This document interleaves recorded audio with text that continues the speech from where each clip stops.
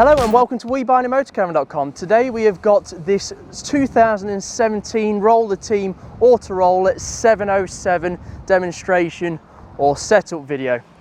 Starting from the outside, you can see it's got some nice big windows, and we're going to go straight into this locker here, which is the gas bottle locker.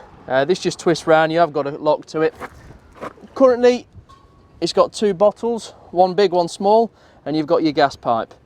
You've got a little green button on the top for when you do want to release the gas when you're inside, and then you've got your little yellow lever which is on and off. So when you're connecting it, you want to put it on, and instead of righty tighty lefty loosey, it's lefty tighty and righty loosey. Get that round your head, and then just get a spanner just to seal it. Next across we have this flap here, which use your key, and that is your water inlet. Habitation door with a fly screen that comes across just to keep those flies and mosquitoes out. Habitation door light, and then at the rear we have the access to the lower bunk, and this does also fold up, and then you've got one nice big garage for the bikes, and then there's also the two ladders, an awning pole, just to get that awning out as well underneath. Just to the right underneath the van, just right of the gas locker itself, you can just about see this black lever here. This is to empty your tanks. So it is a bit stiff, you want to pull it towards you like that, and when there's water in it, just like that, you'll see it coming out. So what you want to do when you are winterizing, you want to open up these, you want to open up the taps inside, and you also want to empty your water heater, which we'll get to shortly, but make sure all taps are open, the shower's hanging down, all the taps left open, so on, and that's how you winterize your motorhome.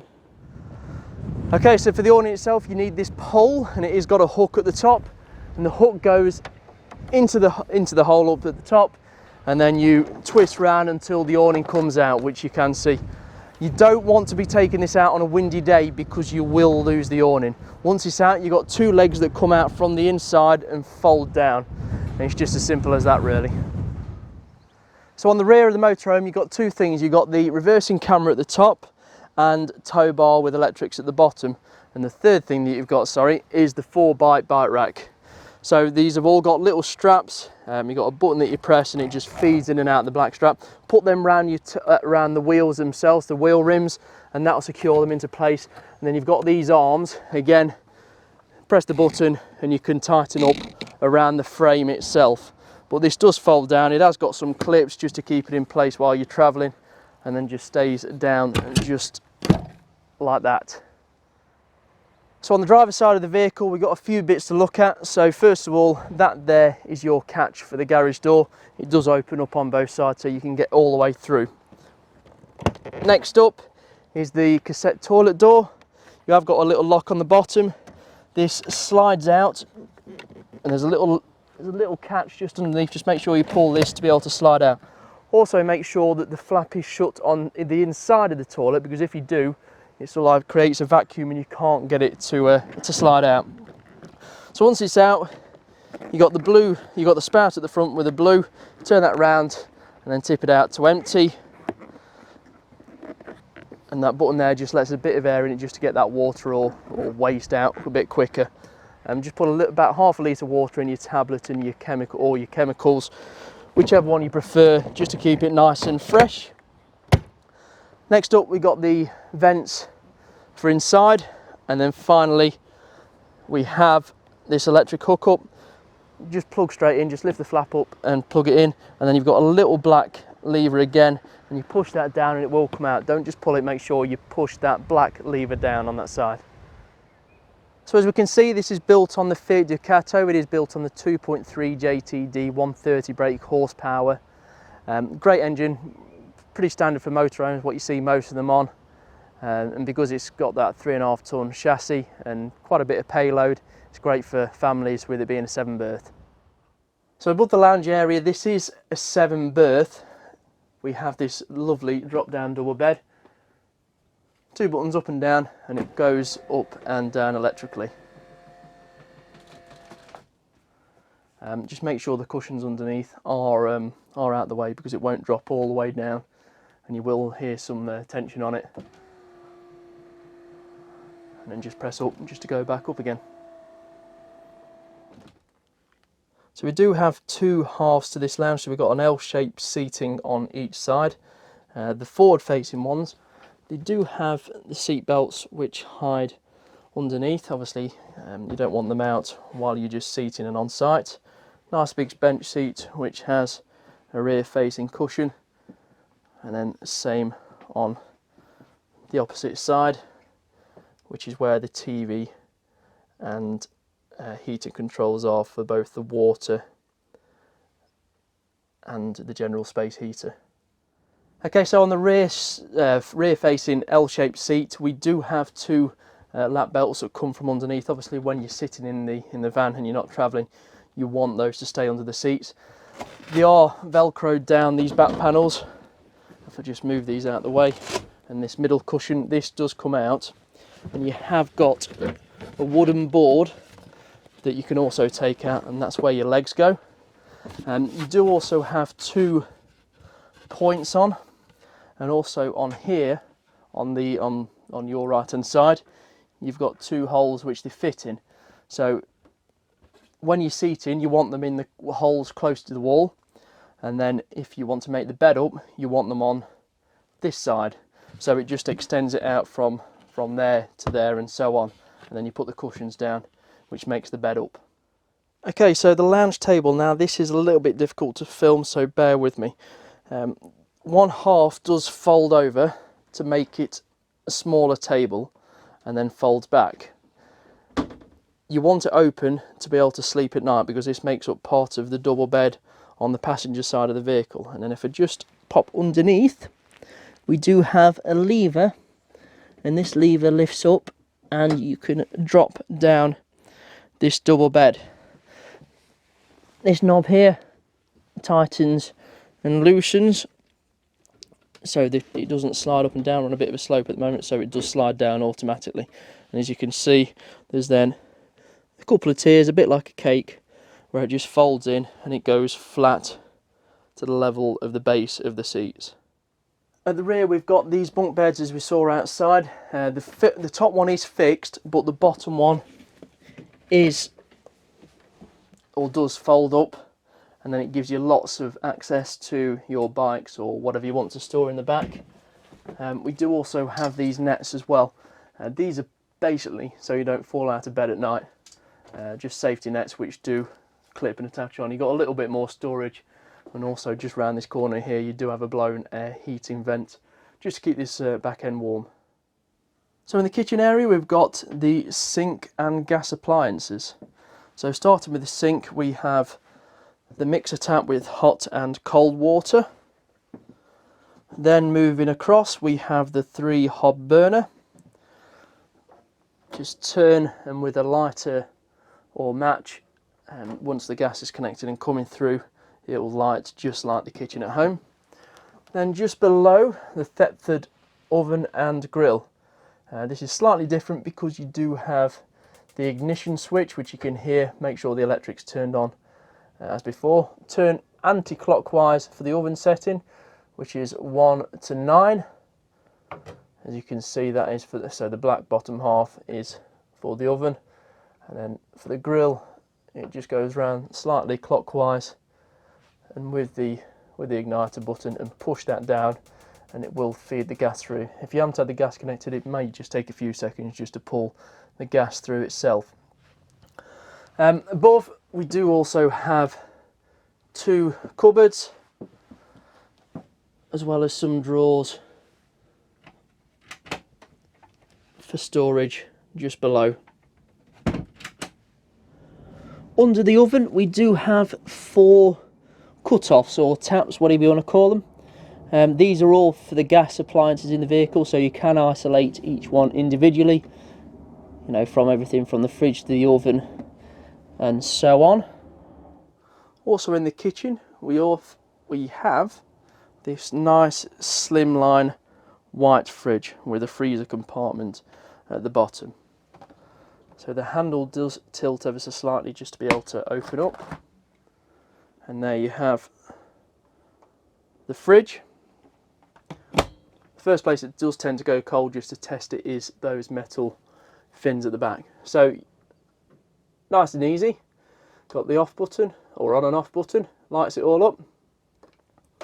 So at the moment it's on automatic, which is electric hookup.